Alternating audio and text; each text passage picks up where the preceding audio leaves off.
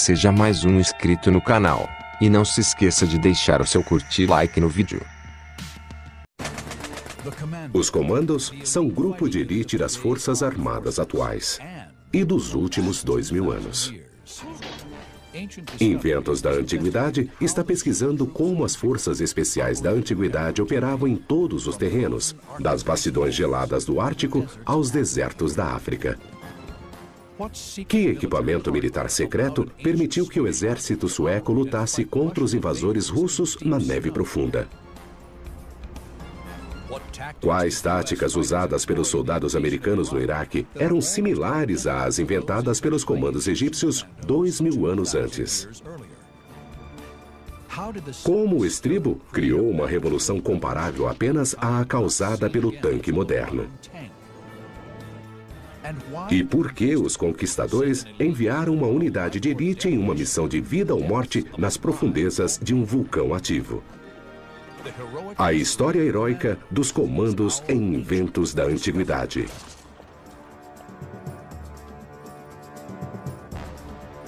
Inventos da Antiguidade.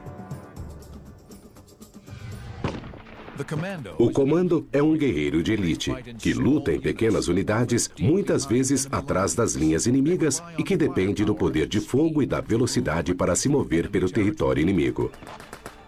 Para isso, os comandos criaram armas e táticas que permitem superar, surpreender e atacar o inimigo em todos os terrenos: selvas, desertos, montanhas e neve. Dentre essas situações, a neve é a mais difícil para movimentar-se rapidamente. Inventos da Antiguidade vai revelar os primeiros comandos especializados em neve do mundo. O historiador Robert Frost está estudando um texto publicado em 1555 da Suécia, Uma História dos Povos Nórdicos. O livro traz algumas evidências surpreendentemente detalhadas sobre a Escandinávia nesse período. Ele descreve modos maravilhosamente rápidos de correr com pranchas de madeira presas aos pés. E se isso não for esqui, eu não sei o que é. Seriam esses os primeiros comandos com esquis da história? Existe mesmo uma ilustração de esquiadores usando arcos e flechas em uma situação militar. Pela primeira vez em 500 anos, o especialista Richard Windley construiu uma réplica com base nas fontes antigas. Estes são uma reconstrução do que era usado ao redor de 1550. Sabemos que eram escavados em uma única peça de madeira. Aparentemente havia um longo esqui deslizante que era usado no pé esquerdo. E havia outro esqui que sempre era mais curto, que era usado como um esqui de impulso. Esta área elevada no centro é onde o pé era preso ao esqui. O pé era amarrado com tiras de couro que passavam por estes orifícios aqui e contornavam o pé. O esqui curto quase sempre tinha um revestimento, em geral de pele de rena, com o pelo. Achamos que o motivo disso é que o pelo tem uma inclinação natural. E quando o esqui vai para frente, ele se achata e desliza suavemente sobre a neve. Mas quando se tenta empurrar para trás, o pelo vai contra seu sentido e isso cria mais atrito e mais impulso sobre a neve. Como qualquer tipo de reconstrução antiga, não sabemos se vão funcionar, não sabemos como será o desempenho e o único modo de saber isso é fazer testes práticos. Para fazer esses testes, o especialista em esqui e campeão de biatlon Peter Moise levou os esquis para a França. Eles são muito diferentes dos esquis atuais. Um é muito mais longo que o outro e o sistema de prender é completamente diferente do usado nos de hoje. Vamos experimentar e basicamente ver se é possível esquiar com eles. Ver qual é a dificuldade, se era possível na era medieval em 1550 realmente mover-se com os esquis e lutar na guerra. Eu esquio 6 dias por semana, é a minha profissão. Eu fui um biatleta profissional. Mas acho que vai ser mais difícil do que esperava.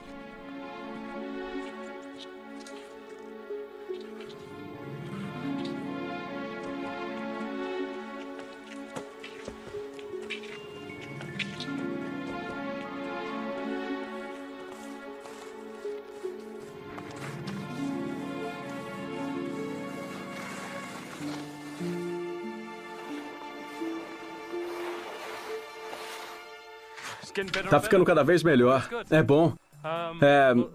É muito melhor do que eu previa mesmo. O impulso do esqui com a pele é fantástico. Eu estou empurrando com a pele de rena, equilibrando e deslizando a pele de rena até a próxima parte. É só uma questão de equilíbrio. Tirar o peso de um esqui e passar para o outro esqui. Para avaliar a diferença entre esquiar e correr na neve funda, vamos usar uma câmera de dupla exposição numa pista de 90 metros. Agora, Peter vai correr contra si mesmo.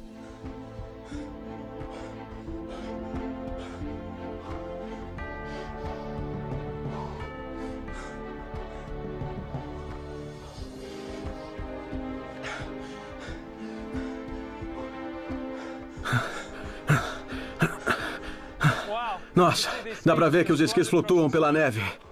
É completamente agradável em comparação ao andar. Os batimentos cardíacos são mais baixos e a sensação é ótima.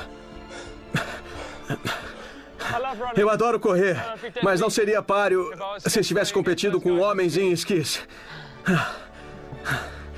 Certamente afetaria o comando o fato dele poder basicamente esquiar por um tempo muito mais longo e ficar bem. Ele não ficaria muito cansado e os batimentos cardíacos não aumentariam. É um tipo de fluxo de energia mais consistente o tempo todo. E ele teria mais energia para basicamente olhar e atirar e fazer tudo aquilo que ele precisa fazer. Os esquis não só permitem que um comando chegue mais rápido ao destino, mas também não cansam o soldado, e ele pode lutar melhor ao chegar. Foi essa capacidade de se mover rapidamente na neve que permitiu que 1.000 suecos defendessem seu país contra o exército invasor de 30 mil russos.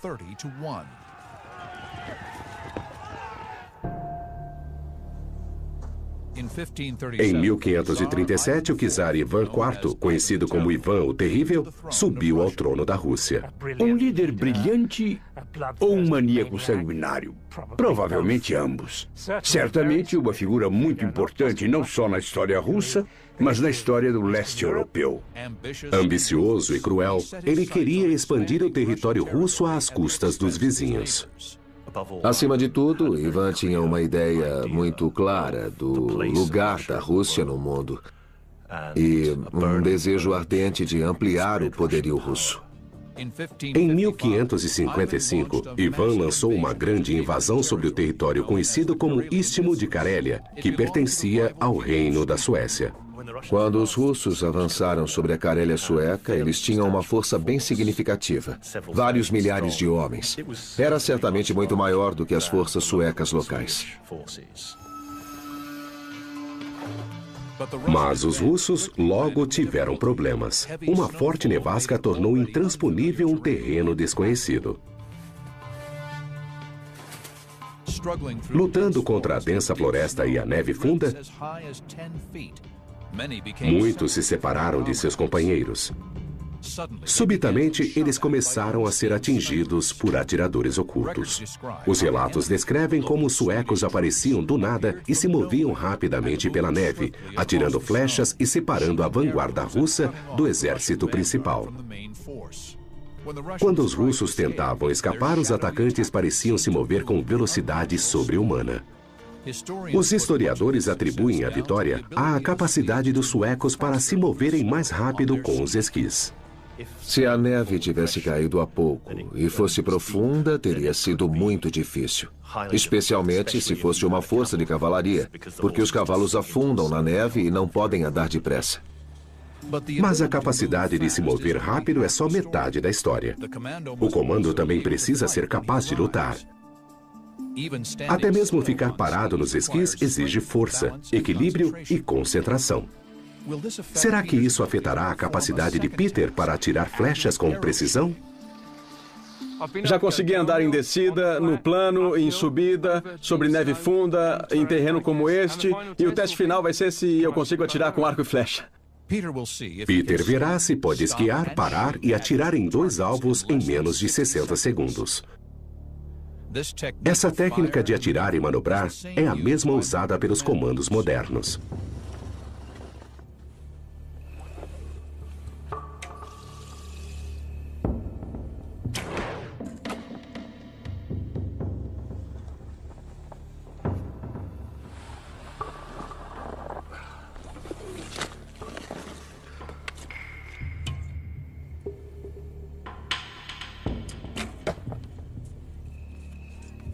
Peter atingiu os 2 alvos e seguiu em frente em apenas 54 segundos.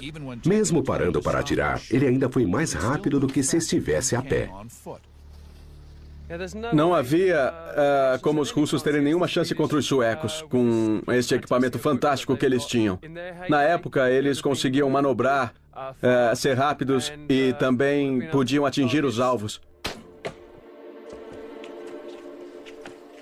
Como inventos da antiguidade mostrou, as forças suecas podiam se mover silenciosamente e rapidamente na neve com esses esquis.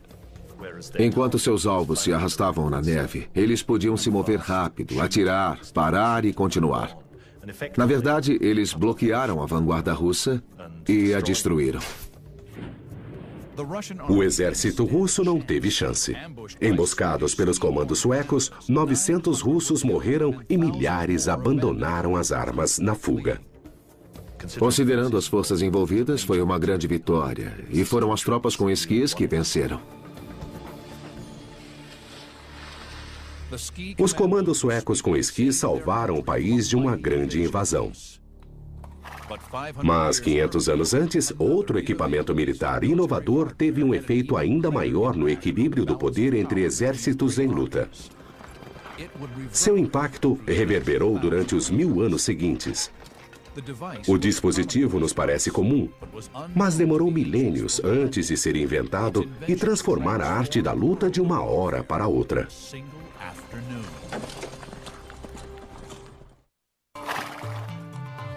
No século XI, um novo método de luta revolucionou a guerra. Um dispositivo aparentemente inócuo teve um impacto no campo de batalha tão grande quanto a invenção do tanque, quase 1000 anos depois. Esse equipamento quase não é mencionado nos livros de história. O estribo.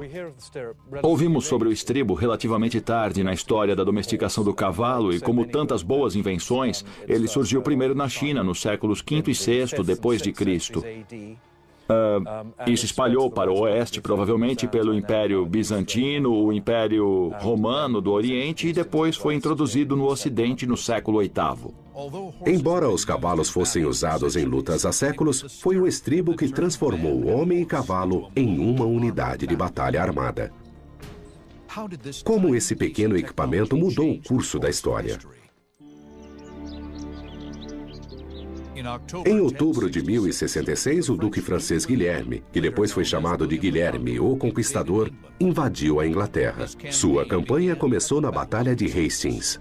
A Batalha de Hastings tornou-se um dos fundamentos da história da Inglaterra. Guilherme derrotou o rei anglo-saxão Harold e transformou a Inglaterra com um novo idioma e um novo sistema de governo.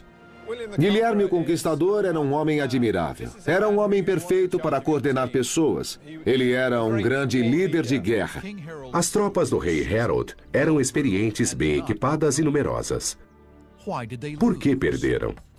A resposta está em um registro visual da batalha. A tapeçaria de Bayeux. A tapeçaria de Bayeux é muito importante como uma obra de arte, mas também é uma fonte única de táticas militares e armas da época. É a única fonte visual. Poucas batalhas da história têm uma referência visual que nos permite ver o que aconteceu em cada estágio do conflito. Graças a essa representação visual, podemos saber como a batalha foi travada em termos de armas e táticas. Ela mostra todos os vários aspectos em que os cavaleiros normandos lutavam a cavalo. Nossa pesquisa nos levou ao local da derrota histórica da Inglaterra. Battle Abbey.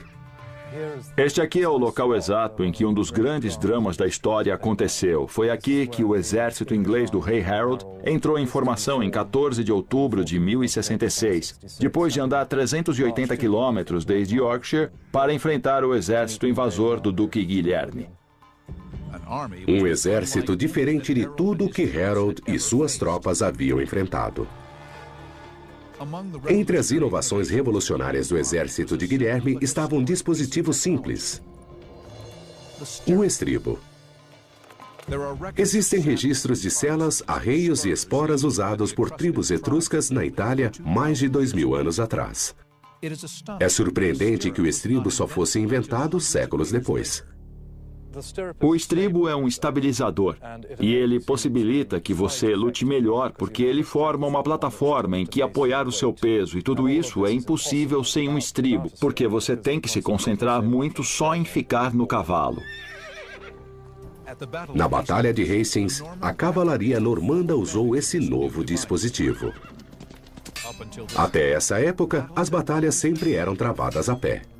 Harold e os seus homens devem ter cavalgado até a Batalha de Hastings, mas lutaram a pé. Todo o exército inglês lutava a pé e a tática característica que os ingleses usavam, e na época eles eram a melhor infantaria da Europa, era formar sua famosa parede de escudos ou cerca-viva, uma muralha de homens com escudos entrelaçados mantendo uma posição.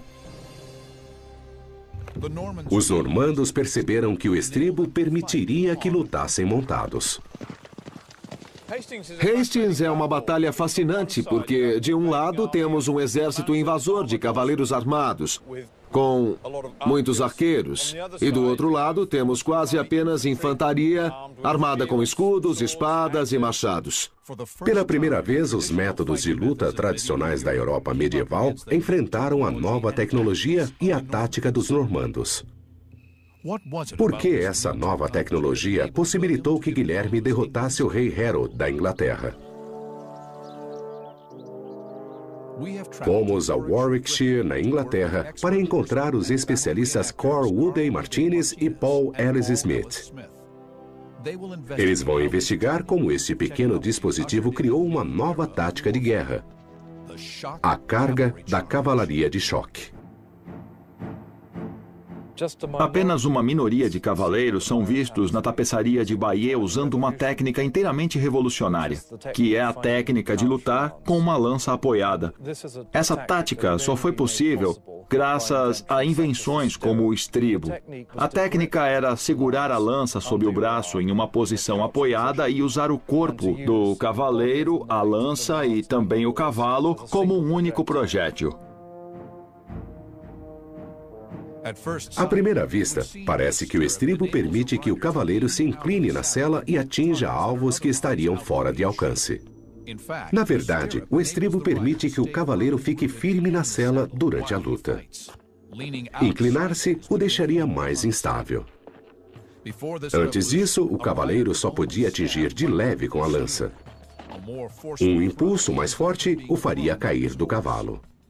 A tapeçaria de Bayeux ilustra pela primeira vez o uso da carga de choque, que realmente teve um efeito devastador na história do mundo.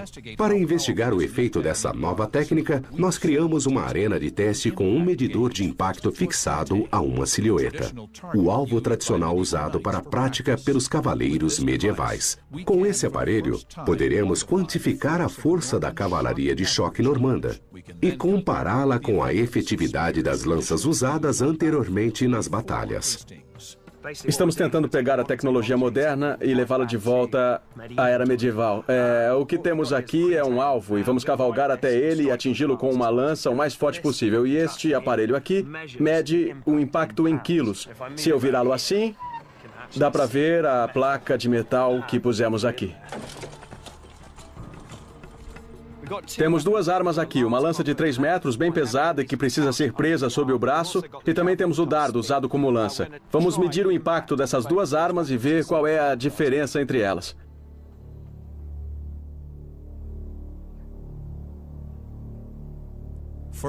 Primeiro, a lança sem estribo, que foi o modo de ataque por muitos séculos.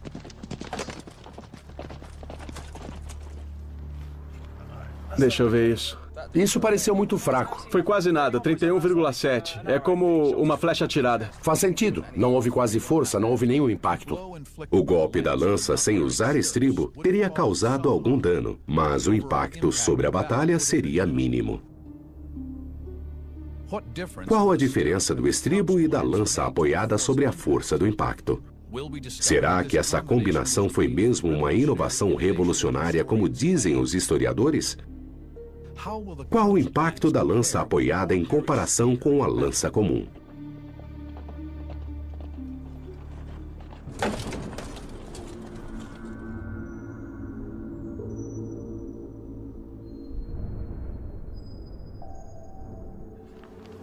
Você não vai acreditar. 2.700 quilos. 2.700 quilos. É surpreendente. Esse foi um grande golpe. Pareceu uma explosão. Eu fiquei quase sem ar.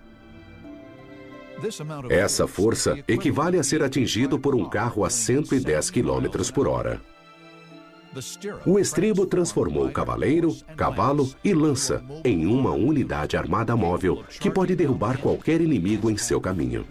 Isso foi realmente revolucionário porque permitiu que a cavalaria se transformasse em alguns anos de arma de ataque em arma de choque, e isso foi diretamente equivalente à invenção moderna do tanque, e teve o mesmo tipo de impacto sobre as batalhas.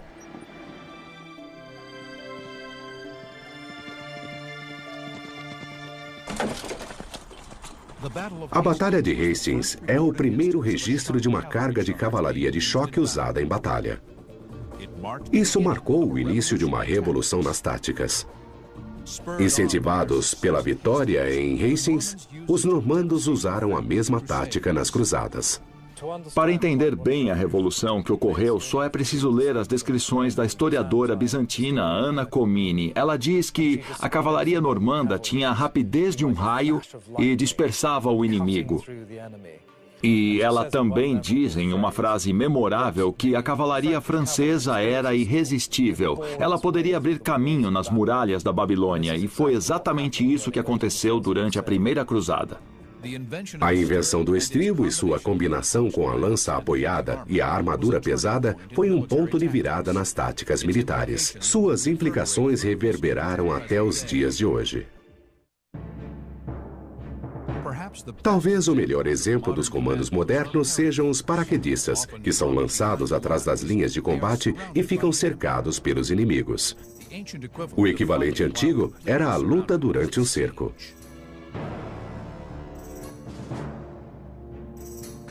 Os comandos das cidades sitiadas podiam romper o cerco e levar a luta até o inimigo. Em 1192, uma unidade de elite salvou uma cidade. Eles eram chamados de Naftum e se especializavam na luta com fogo.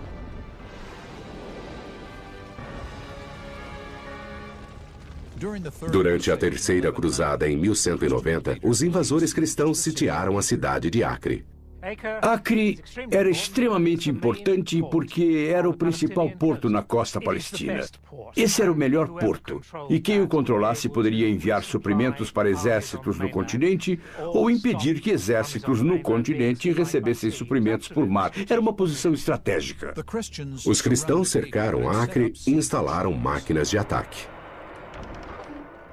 Carregada com armas, arqueiros e catapultas, a torre de sítio dava aos atacantes uma vantagem contra as muralhas da cidade. Torres de sítio de madeira eram uma importante peça de ataque de tecnologia ofensiva há milhares de anos, desde os tempos mais antigos. Sua importância era permitir que os arqueiros atirassem nos defensores das muralhas. Como os defensores poderiam contra-atacar essas máquinas de guerra? O único modo em que uma torre de sítio poderia ser destruída ou derrotada no sentido tático era queimá-la. Os defensores da cidade fizeram tentativas de queimar as torres de sítio, mas não tiveram êxito. Parecia que as torres tinham sido construídas com proteção contra incêndio. O principal modo de defender uma estrutura de madeira como essa era realmente colocar as peles de animais recém-abatidos, não o couro, mas realmente a pele do animal. É algo bem nojento para o gosto moderno, mas se for colocada na estrutura de madeira com o pelo para dentro, ou seja, com o interior da pele para fora, temos um tipo de material macio e úmido ao qual é praticamente impossível atear fogo e que age como uma camada anti-incêndio. Richard Wingley está pesquisando como os defensores conseguiram superar a defesa antifogo das torres e salvar a cidade. Uma testemunha ocular diz que um comando estava dentro da cidade. Um membro da famosa brigada Naftum. As brigadas Naftum ou Naftim eram tropas treinadas especificamente no uso de armas de fogo. Em seu arsenal de armas incendiárias havia diversas granadas. Pequenos vasos cerâmicos parecidos com o que tenho aqui. O consenso atual é que eram provavelmente granadas de nafta. A nafta é um tipo de subproduto de petróleo. Porém, de que serviria uma granada incendiária contra um alvo não inflamável? Se a torre fosse coberta com peles grossas, úmidas e frescas, eu acho que seria incrivelmente difícil fazê-las pegar fogo. O texto conta a história fascinante do que o comando antigo fez. Ele não as acendeu e jogou nas torres de sítio. Ele jogou algumas delas sem acender. E os atacantes pensaram: o que é isso? Não é nada, isso é bobagem, e as trataram com um pouco de descaso. Os cruzados ridicularizaram os defensores depois de um longo tiroteio de granadas apagadas, sem que uma única chama fosse vista. Para descobrir o que aconteceu, Richard e David Nicol construíram uma réplica de uma torre cruzada revestida com peles frescas e se armaram com granadas Naftoon. Quanto às origens, não está inteiramente claro se foram feitas para quebrar ou se foram feitas para continuar a queimar como um tipo de incêndio contínuo, talvez com o fogo aparecendo no final. Algo assim, nós simplesmente não sabemos. Será divertido ver se elas têm um efeito comparável ao que nós lemos. Como o comando defensor no sítio de Acre, Richard jogará primeiro algumas granadas apagadas.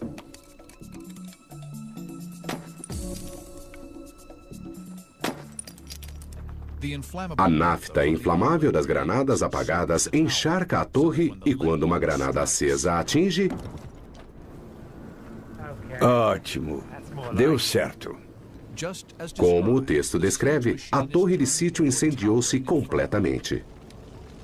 Isso iria mesmo funcionar se você jogasse o material e deixasse se espalhar e ser absorvido, mas não pegasse fogo. Ele entraria na máquina, o vapor entraria na máquina e então você incendiaria e isso seria realimentado muitas e muitas vezes. Quando o fogo pegasse, eles jogariam o máximo dessas granadas que pudessem para alimentar o fogo. Mantivemos o fogo. Acho que as pessoas naquela torre deveriam sair logo. Conseguimos fazer a madeira queimar. Dá para sentir o cheiro, é bem ruim. Cheira a carne queimada. O ataque engenhoso foi um triunfo. As torres queimaram completamente. Todos os homens dentro delas foram queimados. E a história diz que os atacantes ficaram tão desmoralizados com isso que levantaram o cerco e desapareceram. Nosso próximo evento da antiguidade revelará semelhanças entre táticas usadas nos céus do Oriente Médio na Guerra do Iraque e as usadas pela cavalaria nos mesmos desertos mais de 2000 anos antes. Ambas envolvem uma arma crucial para os comandos, a arte de se ocultar. 2000 anos atrás, o rei Ptolomeu usou técnicas de comando para defender o Egito contra uma grande invasão de cavalaria.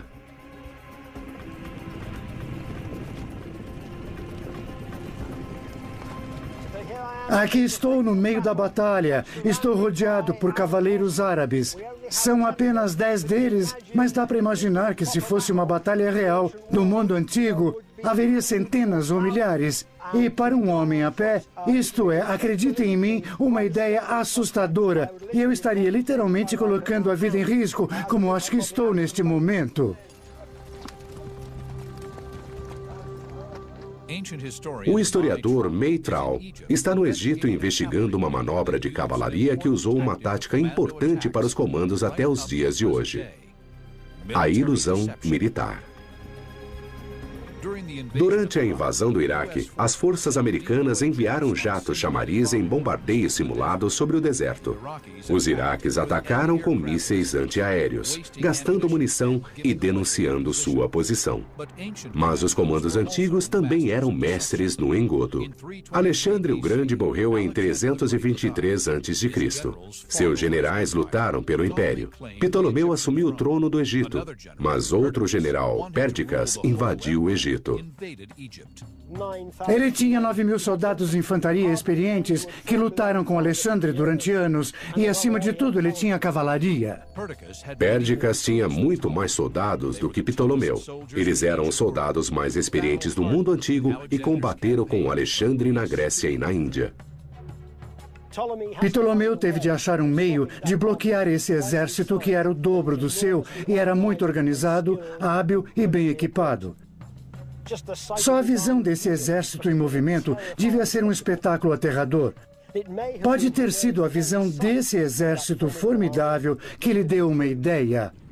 A nuvem de poeira que o exército levantava. Se Ptolomeu pudesse criar uma nuvem de poeira similar, ele poderia fazer Pérdiccas pensar que ia enfrentar um grande exército. Nesta terra de miragens, se fosse possível criar a ideia, a ilusão de que, de algum modo, havia muitos homens, onde na verdade só havia um punhado deles, isso lhe daria uma incrível vantagem psicológica. Mas como criar uma nuvem de poeira associada a um grande exército? Obviamente, Ptolomeu não tinha cavalos suficientes para criar o tipo de poeira que estamos pensando. Mas ele tinha muitos animais domésticos em todo o Egito. E ele os usou para criar esse efeito.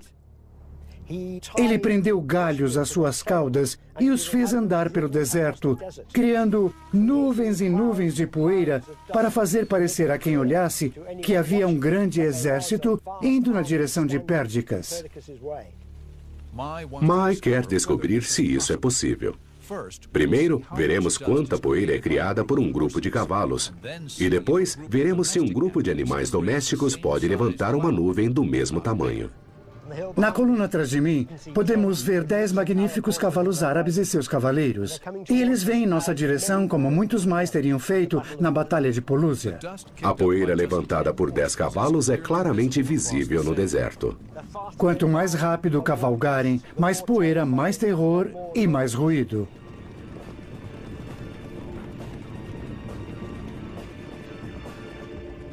A próxima fase do experimento é tentar algo semelhante, mas desta vez nós iremos usar burros em vez de cavalos.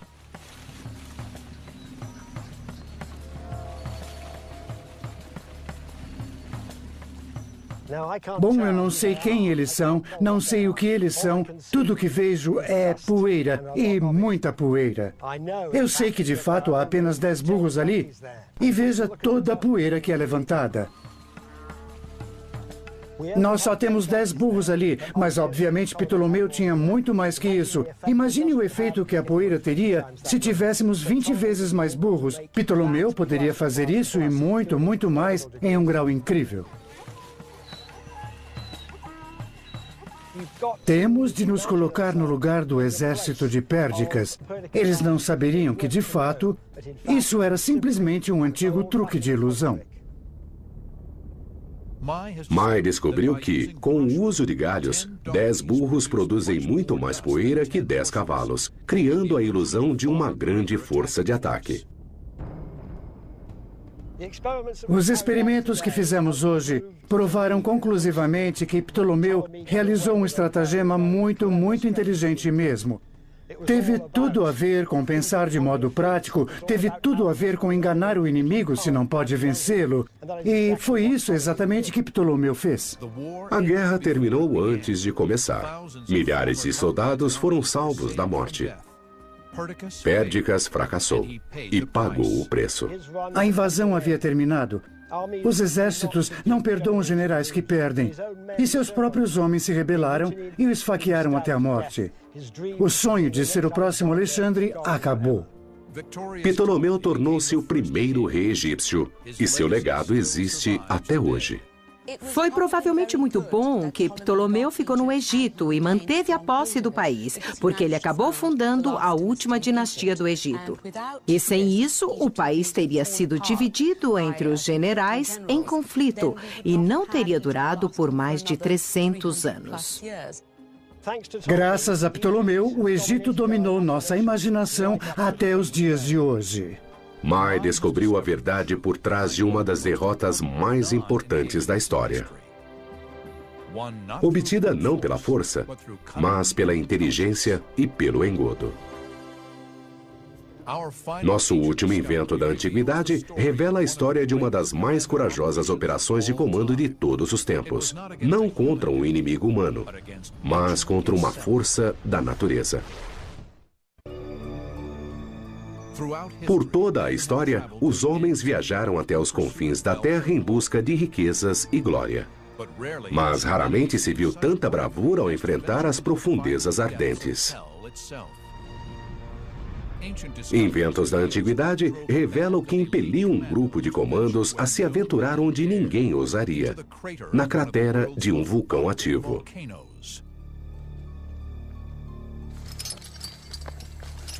29 anos depois de Colombo descobrir a América, os conquistadores espanhóis lutavam contra os astecas pelo controle da América Central. Foi uma luta que destruiu toda uma civilização e mudou a face do continente para sempre. O México era um grande território não descoberto, onde eles pensavam que iriam achar o que eles procuravam: ouro. Os conquistadores eram liderados por Fernández Cortés, e seu zelo religioso e desejo de riquezas inspiraram neles uma determinação implacável. Cortés estava desesperado por pólvora, pois as armas de fogo eram sua principal vantagem sobre os astecas. Ela estava acabando e ele precisava fazer mais. Para isso, ele precisava de 3 ingredientes: carvão, salitre e enxofre. Carvão e salitre não eram um problema, mas ele precisava desesperadamente de enxofre. O enxofre era extraído de rochas em fornalhas complexas. Mas Cortés não tinha tempo nem recursos para isso. Porém, ele conhecia outra fonte. O enxofre ocorre naturalmente nos vulcões ativos. Produzido por processos geológicos, ele se deposita ao redor de fontes quentes chamadas fumarolas. Mas elas se situam principalmente dentro da cratera. Será que Cortés era determinado bastante para enviar homens a esse inferno? As cartas ao rei da Espanha trazem relatos detalhados de uma expedição de uma equipe de elite liderada pelo oficial Montaño. Era uma missão suicida para coletar enxofre no vulcão Popocatépetl, um dos maiores na América Central, temido e venerado pelos astecas. Popocatépetl é um vulcão perigoso se estiver perto do vulcão a poucos quilômetros. Atualmente, a zona de segurança é de 12 quilômetros, mas de 4 a 6 quilômetros é muito perigoso, extremamente perigoso. Quero experimentar como foi para os homens de Cortés e preciso encontrar outro vulcão semelhante às condições na época dos conquistadores. No sudoeste do México, existe um vulcão chamado El Chichón.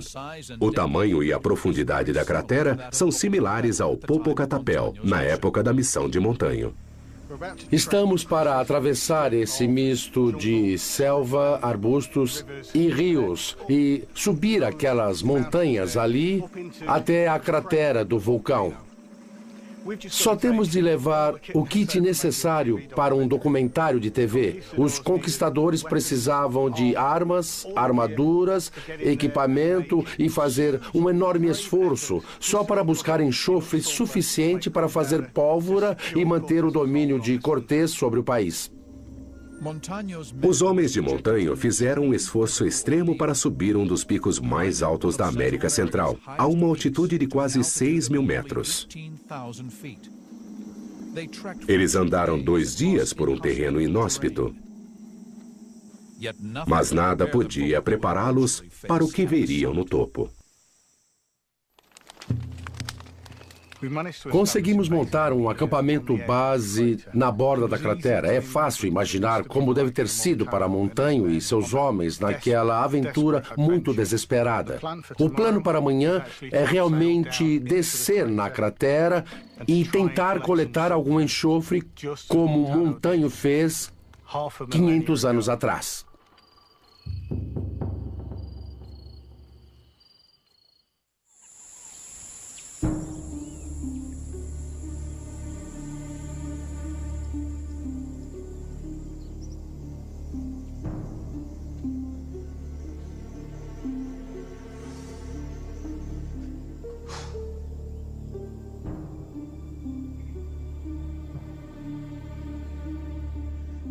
Só uma palavra para isso.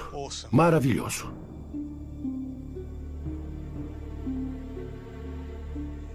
Chegamos no escuro sem ideia do que esperar aqui.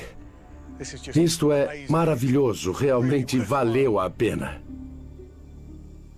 O momento da verdade chegara para Montanho e seus homens. O sucesso da expedição dependia deles. Da borda da cratera, eles podiam ver claramente sua meta. Uma fumarola cercada pelo amarelo do enxofre. Ela estava na parede do abismo da cratera. A 1.600 quilômetros da Espanha, com recursos limitados, depois de uma caminhada exaustiva e sem equipamento adequado, a meta parecia impossível. Mas um traço característico dos comandos é a capacidade de improvisar num ambiente hostil. Montanho tinha as cordas dos navios que trouxeram os espanhóis ao Novo Mundo. Como não tinha recursos locais, Cortés havia desmontado os navios. A corda de Montanho já fora parte do cordame dos navios. Agora, só faltavam recipientes para o enxofre e coragem para descer. Sem contar com os modernos equipamentos de alpinismo, Montanho deu o primeiro passo de fé. A enorme cratera do Popocatépetl desce 300 metros. Mas os homens de Montanho só tinham cordas para descer 30 metros, o que os deixava perigosamente suspensos sobre o abismo. Além disso, havia o perigo constante de erupção, de pedras que caíam e da sufocação por gases venenosos. Com relativa pouca corda, Montanho só podia descer 1/10 da profundidade da cratera. John está arriscando a vida como fizeram os homens de Montanho. El Chichón ainda está ativo e é tão perigoso que John será o primeiro a descer ali desde a última erupção 25 anos atrás.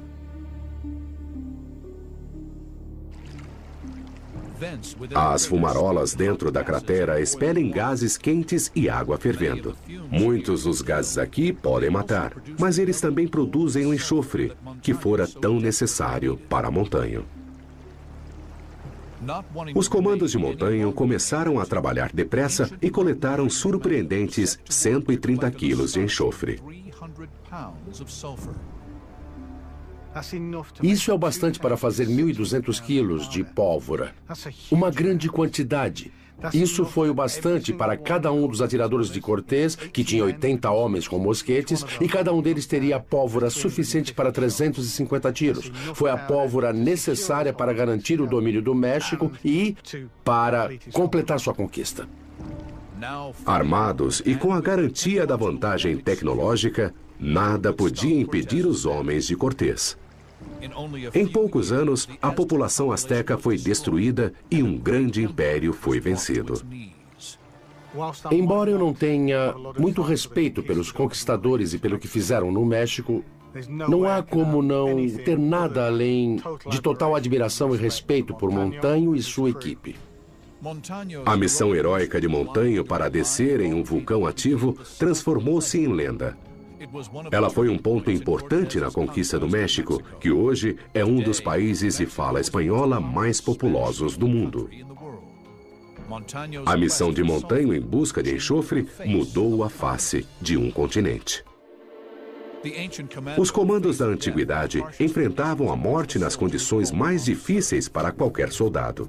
Para realizar missões impossíveis, eles usaram inventos e engenhosidade para superar os obstáculos.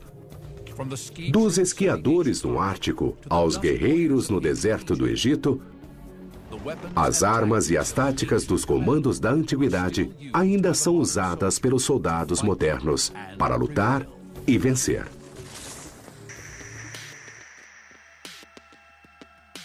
Muito obrigado pela inscrição no canal e pelo seu curte e like.